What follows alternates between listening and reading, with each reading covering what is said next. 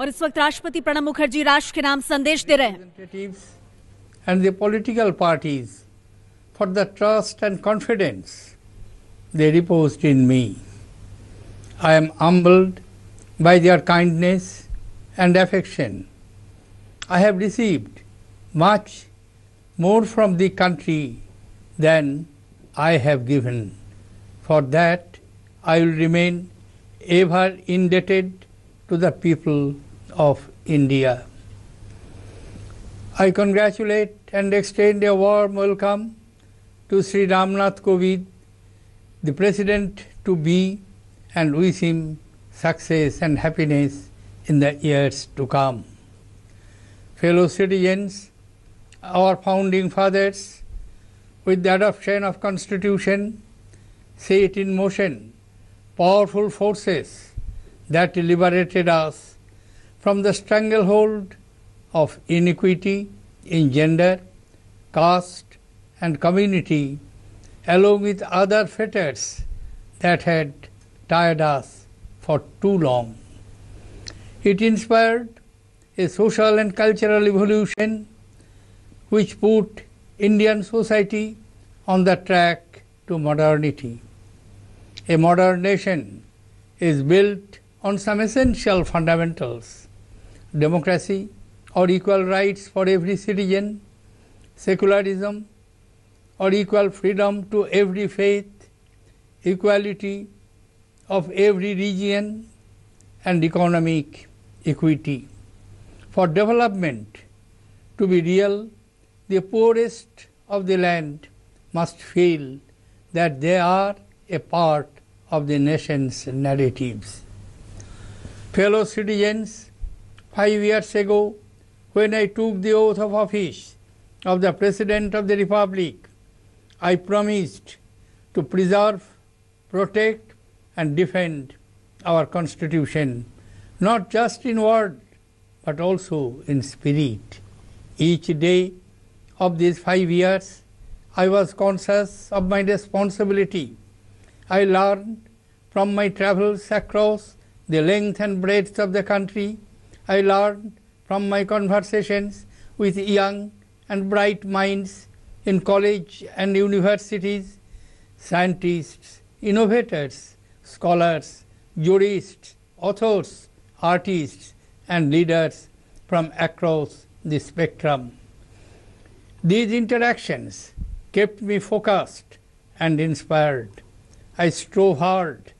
How successful I was in discharging my responsibilities will be judged over the time by the critical lens of history. Fellow citizens, as one advances in years, so does one's propensity to sermonize. But I have no sermon to make. For the past 50 years of my public life, my sacred text has been the Constitution of India, my temple has been the Parliament of India, and my passion has been the service of the people for India. I want to share with you some truths that I have internalized in this period. The soul of India resides in pluralism and tolerance. India is not just a geographical entity. It carries a history of ideas, philosophy, intellect, industrial genius, craft, innovation, and experience. Plurality of our society has come about through assimilations of ideas over centuries.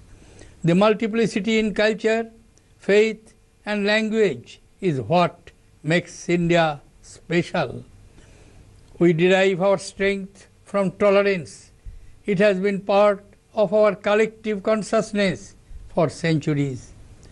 There are divergent strands in public discourse. We may argue, we may agree, or we may not agree. But we cannot deny the essential prevalence of multiplicity of opinion. Otherwise, a fundamental character of our thought process will wither away. The capacity for compassion and empathy is the true foundation of our civilization. But every day we see increased violence around us. At the heart of this violence is darkness, fear, and mistrust.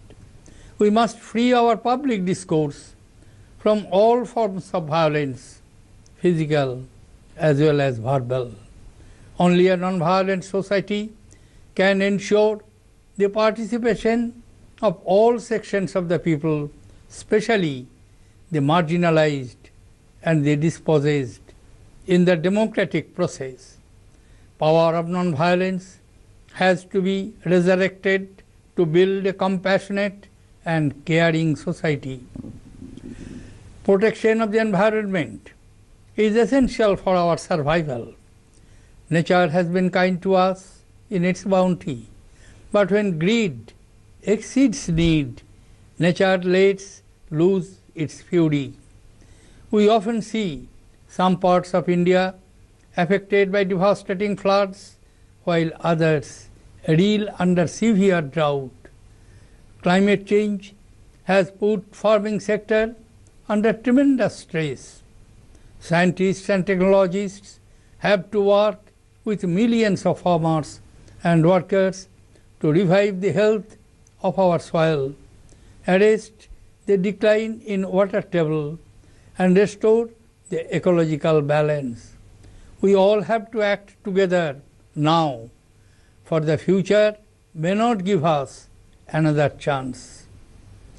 As I had said on assuming the office of the President, education is the alchemy that can take India to its next golden age.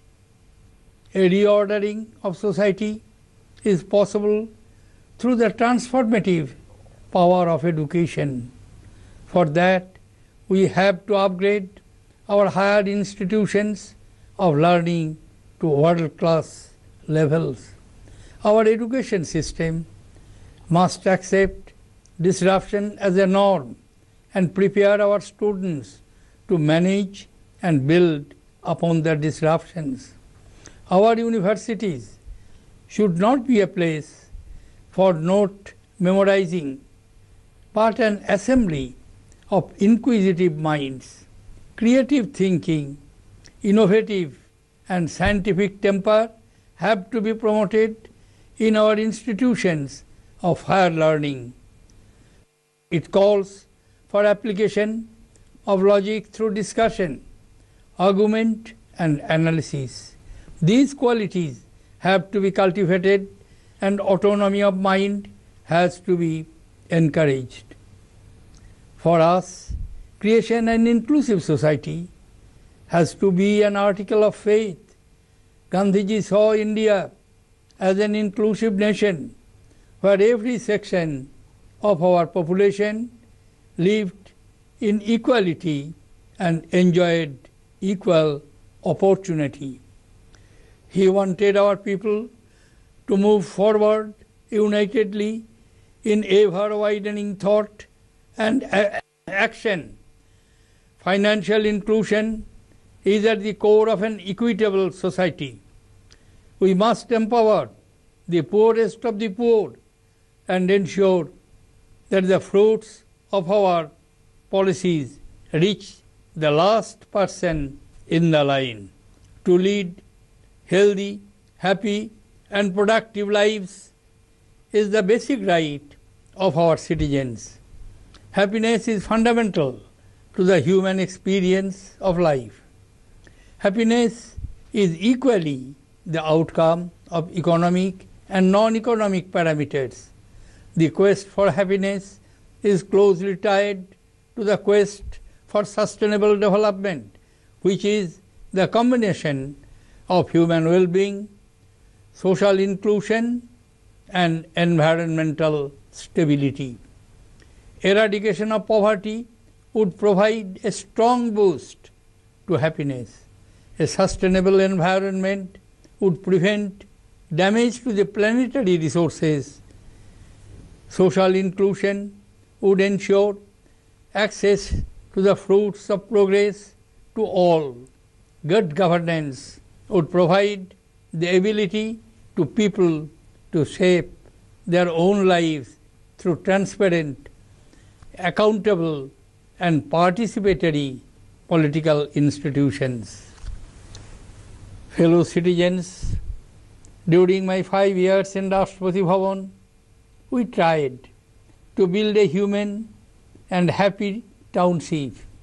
We found happiness that is associated with joy and pride, smiling and laughter, good health, feeling of safety and positive actions.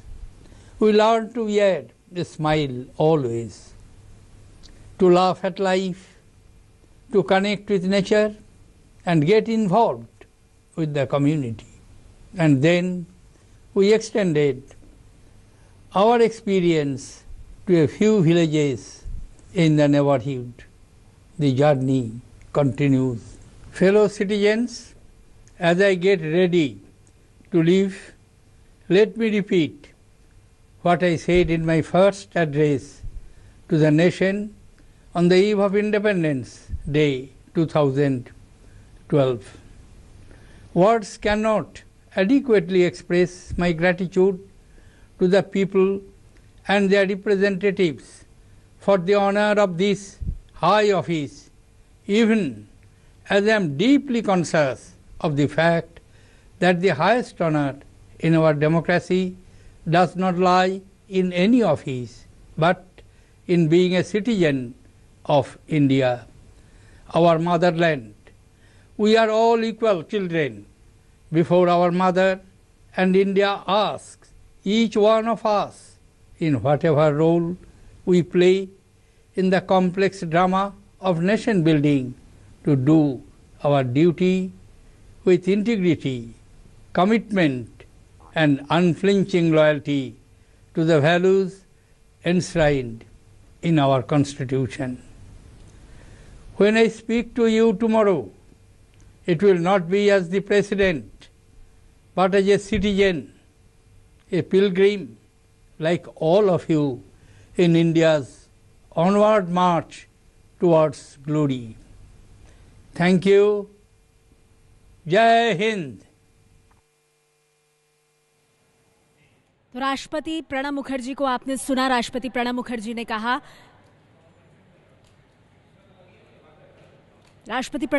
कहा, कि एक हिंसा मुक्त समाज भारत की असली ताकत है। हिंसा से मुक्त समाज में सभी लोग अपनी बात सही तरह से रख सकते हैं। 13वें राष्ट्रपति के तौर पर आज उनका आखिरी दिन है कार्यकाल का, और उससे पहले अपने विदाई के संबोधन में देश को संबोधित करते हुए कल रामनाथ कोविंद का शपथ ग्रहण समारोह होगा 14वें राष्ट्रपति के रूप में। ये है एबीपी न्यूज़, आपको रखे आगे।